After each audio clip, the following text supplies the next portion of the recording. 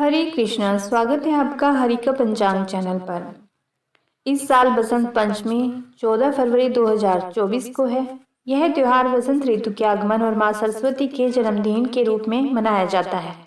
धार्मिक मान्यता है कि बसंत पंचमी यानी माघ मास के शुक्ल पक्ष की पंचमी तिथि को माता सरस्वती की उत्पत्ति हुई थी। बसंत पंचमी का दिन ज्ञान, विद्या, संगीत और कला की देवी मां सरस्वती को समर्पित है। मान्यता है कि इस दिन मां सरस्वती की पूजा अर्चना करने से घर में सुख समृद्धि आती है। इस दिन खास तौर से विद्यार्थी वर्ग माता सरस्वती की पूजा करके उनका आशीर्वाद प्राप्त करता है। हिंदू पंचांग के अनुसार इस साल माघ महीने की शुक्ल पक्ष की पंचमी तिथि 13 फरवरी को दोपहर 2:41 से अगले दिन 14 फरवरी को दोपहर 12:09 तक है। अतः उदया तिथि होने के कारण इस साल बसंत पंचमी का त्योहार 14 फरवरी को मनाया जाएगा। बसंत पंचमी 2024 का पूजा का शुभ मुहूर्त सुबह 7:01 से लेकर दोपहर 12:35 तक रहेगा। यह 14 फरवरी को है। आइए जानते हैं सरस्वती की पूजा विधि। बसंत पंचमी के दिन सुबह ब्रह्म मुहूर्त में उठकर स्नान आदि करके साफ वस्त्र धारण कर लें। मां सरस्वती की पूजा के लिए पीले रंग के वस्त्र धारण करें, क्योंकि यह रंग माता की पूजा के लिए बहुत ही शुभ माना जाता है। वैसे भी इस दिन सभी को पीले वस्त्र ही पहनने चाहिए। पूजा स्थल पर मां सरस्वती की मूर्ति या तस्वीर स्थापित करें। पूजा स्थल पर मां को प्रिय किताब, वाद्य यंत्र, बांसुरी जैसे सामग्री भी स्थापित करें। इसके बाद शुभ मुहूर्त में पूजा आरंभ कर दें। माता सरस्वती को गंगा जल से स्नान कराएं।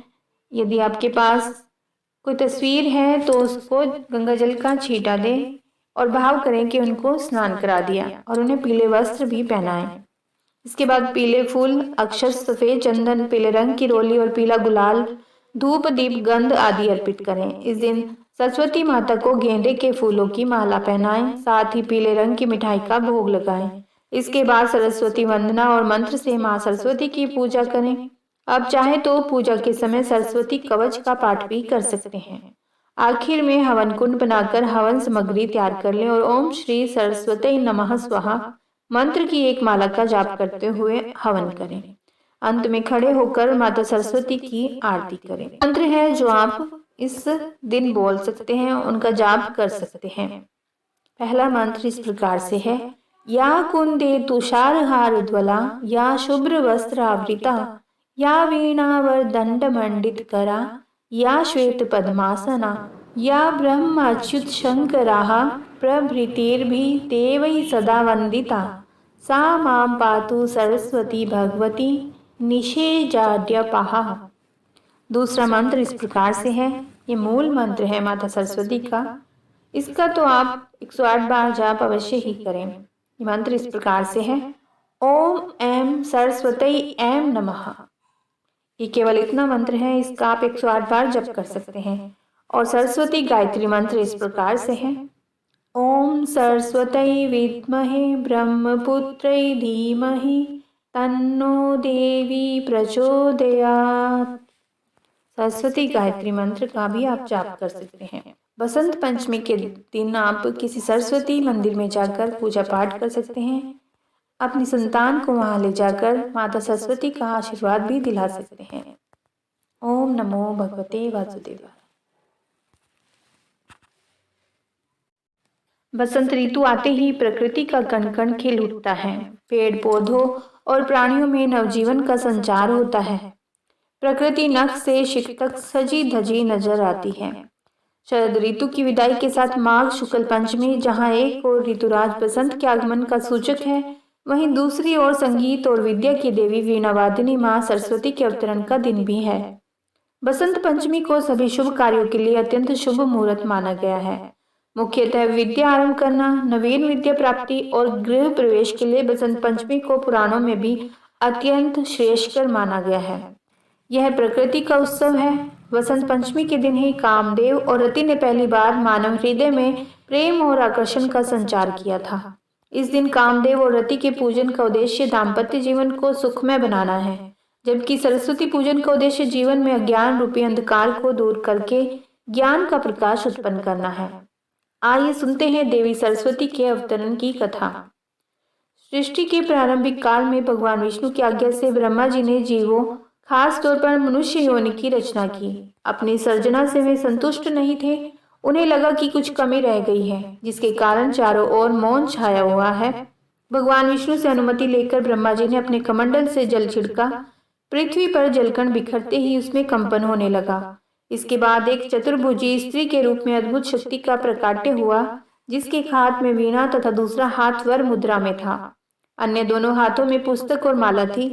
ब्रह्मा जी ने देवी से वीणा बजाने का अनुरोध किया। जैसे ही देवी ने वीणा का मधुर नाद किया, संसार के समस्त जीव जंतुओं को वाणी प्राप्त हो गई। जलधारा में कोलाहल व्याप्त हो गया और पवन चलने से सरसराहट होने लगी। तब ब्रह्मा जी ने उस देवी को वाणी की देवी सरस्वती कहा।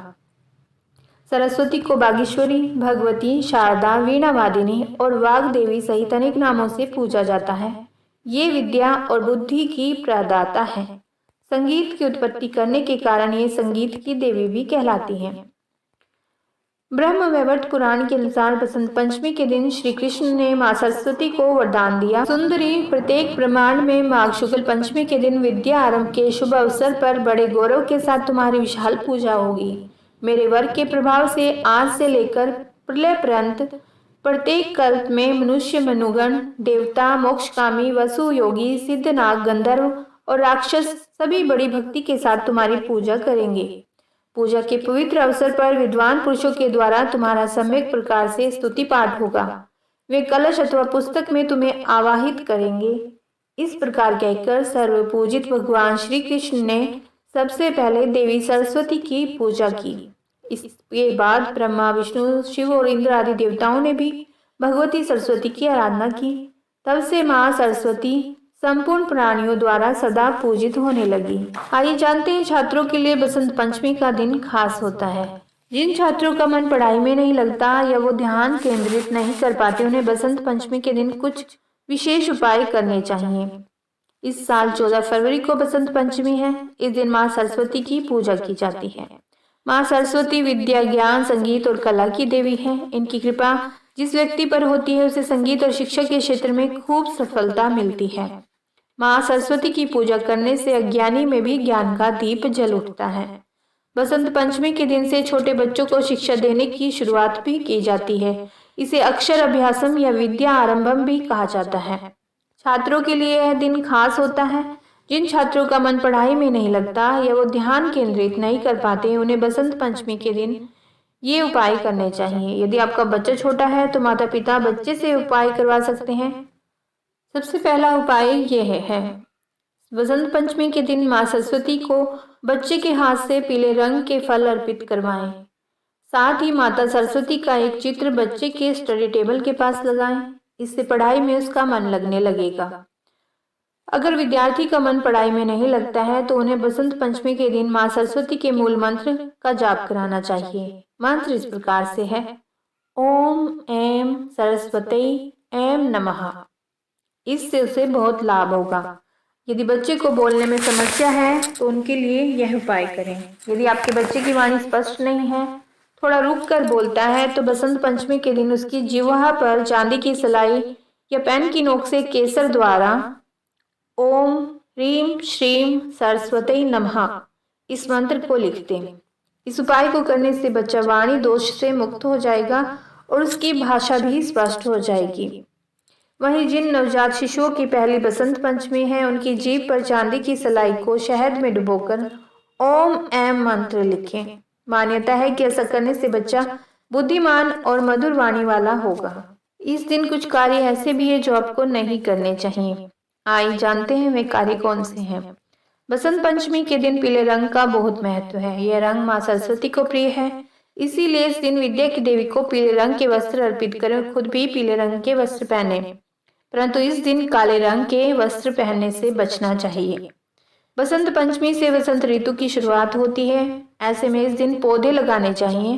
पेड़ पौधों को भूल से भी नुकसान नहीं पहुंचाना चाहिए और न ही इन्हें काटना चाहिए। इससे जीवन पर नकारात्मक असर पड़ता है। माँ सरस्वती ज्ञान और विद्या की देवी है। बसंत पंचमी पर माँ सरस्वती का आशीर्वाद पाने के लिए कलम दवात की पूजा की जाती है।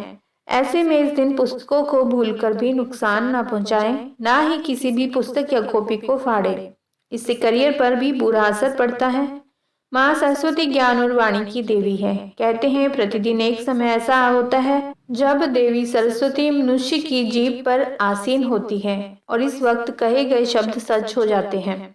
इसीलिए बसंत पंचमी के दिन वाणी का संयम रखें, गलती से भी किसी को अपशब्द ना कहें। बसंत पंचमी पर गलती से भी तामसिक भोजन या मदिरा का सेवन ना करें, नहीं तो पूजा का फल नहीं मिलेगा